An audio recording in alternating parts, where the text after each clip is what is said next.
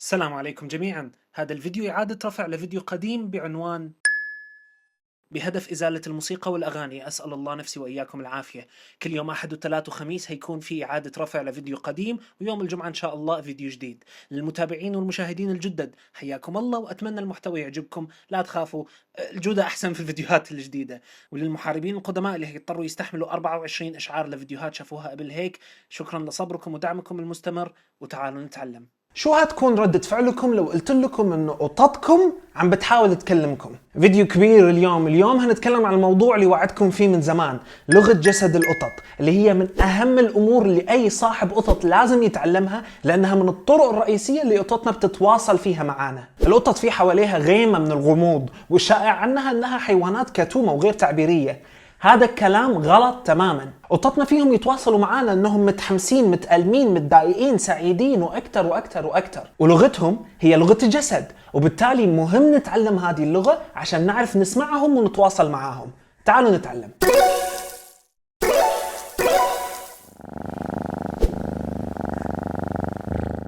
نبدأ بوحدة سهلة، كشف البطن. بالفيديو اللي قبل اللي فات ذكرت انه كشف البطن هي طريقة للقطة انها توري الخضوع، انها توري الضعف، وبالتالي هي علامة اظهار ثقة. مستحيل قطة تكشف بطنها اللي هو اكثر جزء حساس فيها لاي حيوان في البرية. القطط بتنتبه انها تحافظ وتحمي هذه المنطقة، ولما يكشفوا لك اياها هذه علامة ثقة. معناها لما يكشفوا لك اياها لا تروح تطبطب على بطنهم. صحيح في قطط بتحب انه يطبطب على بطنها، بس هدول الاستثناءات. بشكل عام القطط ما بتحب اي حدا يلمس بطنها، ولما انت تطبطب على بطنها بعد ما هي كشفته ليك هذا كسر ثقة. جاكسون جالكسي، معظمكم بيعرفوا على الأغلب من مسلسل ماي كات فروم هيل، قال في مقابلة مع يو اس ويكلي القطط والكلاب اثنيناتهم عندهم فرو، واثنيناتهم عندهم 4 أرجل وبس. هون العلاقة بتنتهي. ليش هذه المقدمة؟ خلينا نتكلم عن هزة الذيل. في الكلاب بشكل عام هز الذيل معناها السعادة والحماس. في القطط العكس تماما. تذكروا لما قلنا بالفيديو اللي فات، يعني نتذكر القط اللي في البرية مو حيوانات ماراثون، حيوانات سبرنت، انفجارات طاقة صغيرة سريعة. لما بيناموا بيجمعوا طاقة، وهذه الطاقة لازم تطلع. لما الذيل يتحرك هو علامة عن الطاقة المكتومة داخل القطط. لما ينزعجوا أو لما يتحمسوا، لما في طاقة عم بتفوت لأي سبب، هتشوفوا الذيل عم بيبدأ يهز، بعدين هيصير يهز أقوى ويصير يتحرك يمين ويسار أقوى. لما هذا الموقف يصير خذوا خطوة لورا. هذه القطة فيها طاقة مكتومة وبدها تطلعها، فيا اما تطلعوها باللعب يا اما تعطوهم مجال ان هم يتنفسوا ويرتاحوا، لان هم عم بيدوروا على اي منفذ يطلعوا هذه الطاقه اللي مكتومه فيهم. واذا ما في لعبه حواليهم اقرب شيء هيكون انت. من يومين وصلني تعليق عن وحده قطتها هاجمتها بما يبدو انه بدون سبب، ولكن انا شبه متاكد انه هذه القطه عطت تحذيرات وذيلها كان عم بيهز. ملاحظة مونتاج، موقف نفس هذا هو بالضبط السبب اللي خلاني أقول مهم نتعلم لغة جسد القطط. ورديت عليها، ذكرت لها كذا نقطة منها الريدايركتد اجريشن، بس بشكل عام هذه القطة على الأغلب فيها طاقة مكتومة، ولازم تلعبي هذه القطة علشان هذه الطاقة تطلع. لو هضطر أعيد هذه الجملة في كل فيديو هقلها في كل فيديو: لعبوا قططكم، لعبوا قططكم، لعبوا قططكم. وممكن كمان من كثر الطبطبة القطط تتضايق، من كثر التحفيز. ابحثوا عن تعبير اوفر ستيميوليشن، وايه انا شغال على نص كامل عن هذا الموضوع، بس لفيديو اليوم هقول لكم انه الذيل من العلامات انه القطط بدات تتحمس بزياده، بدات تتحفز بزياده. يعني انا كثير سمعت ناس بتقول يا اخي قطتي بتكرهني، كنت قاعد وعم بطبطب عليها وفجاه عضتني. لا، مو فجاه، ولا قطتك ما بتكرهك. هذا التحفيز الزايد مؤلم لإلهم، مو شيء هم اختاروه، وبالتالي مهم ان احنا نشوف العلامات اللي على القطة مشان نعرف امتى نوقف، امتى خلاص هذه القطة ما عاد بدها طبطبة. منها الذيل. لما احنا نطبطب على قططنا ايه بيحبوه، بس كأننا عم نشحنهم بكهرباء، ولما نشوف الذيل عم بيهز معناها القطط بدأت تتضايق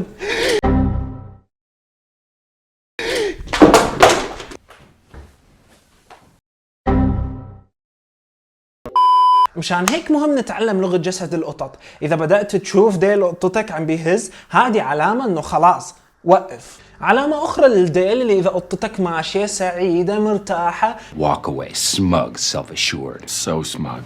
Like he thought it was funny, like this. الدنيا سعيدة وهي سعيدة، هتشوف إنه الديل مرفوع ومطوي من فوق، معناها هذه القطة واثقة بمنطقتها، واثقة من حياتها. بس بدأ الديل ينزل يصير مستوي مع الأرض، هون صار في شوية قلق، شوية توتر، معناها القطة بدأت شوية تشيك شو اللي صاير. هنشوف هذه العلامة لو مثلا في ضيوف، في روائح جديدة، في شيء غريب صار، في صوت طلع. بس نزل الديل معناها بدأ الخوف، معناها هون عدم الارتياح، معناها في شيء صاير. وبس نزل تماما تحت الجسم ما بين الرجلين، هون هذه علامة خوف مباشرة، معناها في شيء قلق، معناها القطة هذه خايفة. وإذا الديل لبرا بس الفرو منفوخ ومتضخم، وفي أي موقف القطة بتنفخ فيها نفسها وبتكبر جسمها، هذا معناها خوف من خطر قادم، وعم بتحاول تكبر نفسها عشان تعرف أي خطر قادم أنه أنا ممكن أذيك. بس كمان ممكن إذا القطة خايفة وحاسة أنه في خطر جاي، في معركة جاية، ممكن ترجع لورا تطوي جسمها، وممكن حتى تنبطح تكشف بطنها.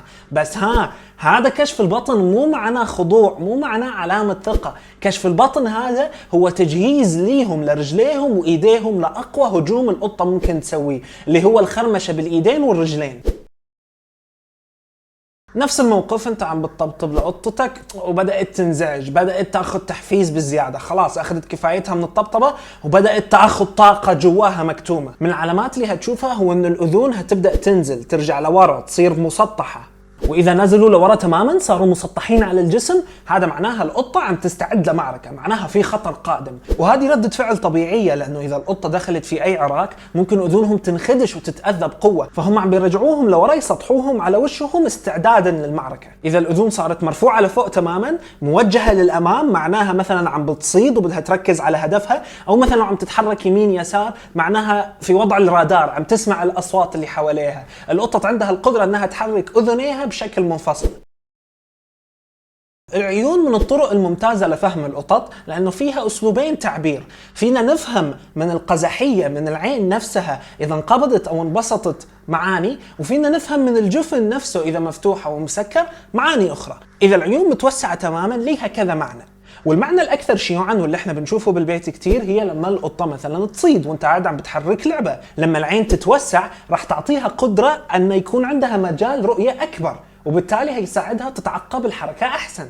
بس في مواقف أخرى ممكن تسبب التوسع، نفس الخوف والقلق الشديد هيخلي القطة فاتحة عينها مشان تكون شايفة كل شيء. مثلا لما تكونوا عند البيطري، شيء جدا طبيعي انه لما القطة تكون عند البيطري تكون عينها دائما مفتوحة ومتوسعة، لانها ما بتعرف اي شيء من اللي حواليها وخايفة وبدها تكون مستعدة لاي شيء ممكن يصير. اذا العيون منقبضة صايرة خط، معناها هذه القطة مركزة على الهدف اللي قدام، معناها يمكن عدائية او في فريسة بعيدة مركزة عليها. في نفس الوقت هنشوف علامة تكلمنا عنها قبل هيك، هتكون كمان اذونهم موجهة لقدام مفتوحة تماما، عيونهم مركزة لقدام لانهم مركزين على فريسة، مركزين على شغلة. النظر بعيون مفتوحة وجفن مفتوح بشكل مباشر معناه بشكل مباشر وببساطة تحدي. ولذلك احنا بنقول لما تشوفوا قطاتكم لا تنظروا في عيونهم مباشرة بعيون مفتوحة، غمزوا غمزات بطيئة ولا تنظروا في العين مباشرة، لأنه قطتكم هتفهم منكم تحدي. وعكس ذلك تماما هو العيون اللي النص مغلقة أو الغمز البطيء، هذا معناه الثقة، معناها عدم الخوف عند القطط.